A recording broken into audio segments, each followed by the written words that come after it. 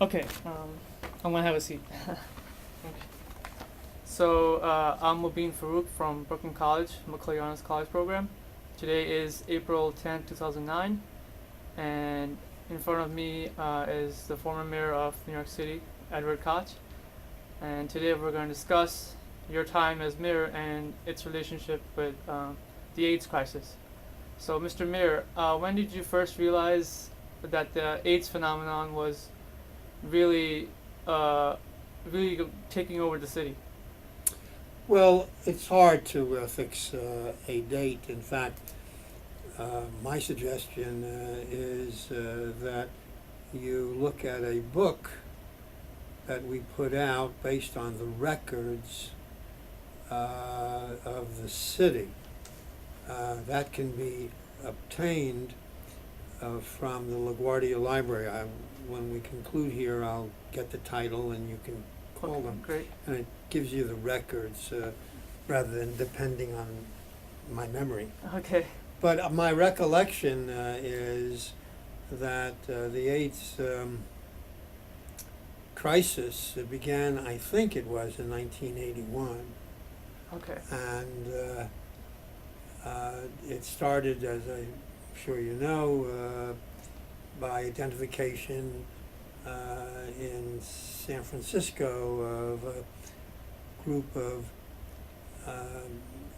gay men Mhm. who had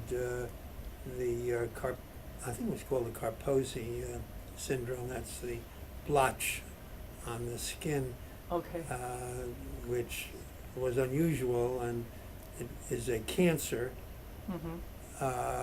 And it cropped up amongst gays in San Francisco, and I think that was the first alert. Okay. Uh, that was the at the national scale, but what about the city? When did you first realize that it was becoming a That's major not thing? possible for me to say. The date that I would go by would be when the public was made aware of AIDS and HIV, and it would Right. have come out of San Francisco. And I cannot tell you how soon after that there were cases that were um, diagnosed as similar here in New York. Right. Okay. So could you tell me about your decision to run as mayor? What really prompted you to take that decision? I was a member of the congressional delegation, Right. and in 1977, I was aware of the fact that the city of New York was in difficulty financially. The picture went off. Is that okay?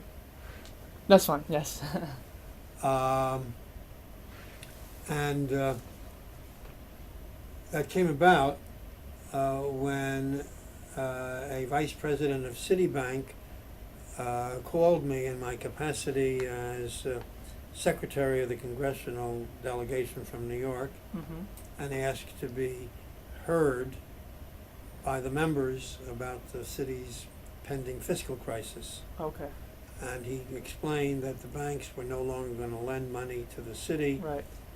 because the city had been, over the last few years, beginning with Wagner and Mhm. going into Lindsay's administration, borrowing money to pay bills and not paying the money back at the end of the year, but simply rolling the debt over so that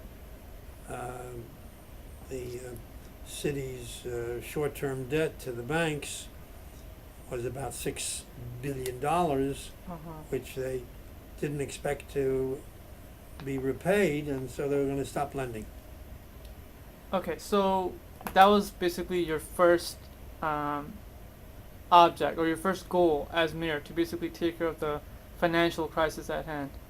Yes, and I thought that I might run. In fact, I had considered this conversation relating to the city's finances actually took place probably in '73. Uh-huh. And I considered running, and in fact announced I would run, but I couldn't raise any money, so I withdrew. Okay. But the same facts propelled me to run in '77, when I was able to raise sufficient funds and ultimately won. Okay.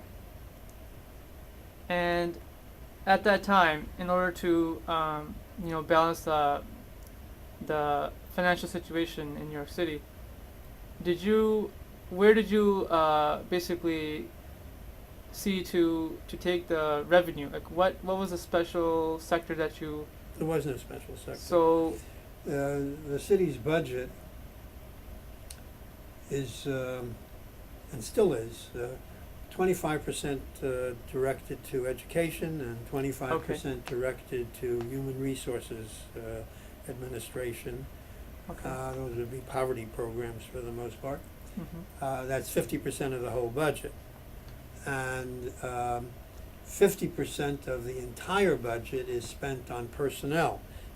The other 50% spent on buying things primarily Okay. for the city. Mm-hmm. And if you're going to save money, you have to reduce personnel. Okay. So we did, and we provided probably more protection to human resources than any other area, because 3 of the 4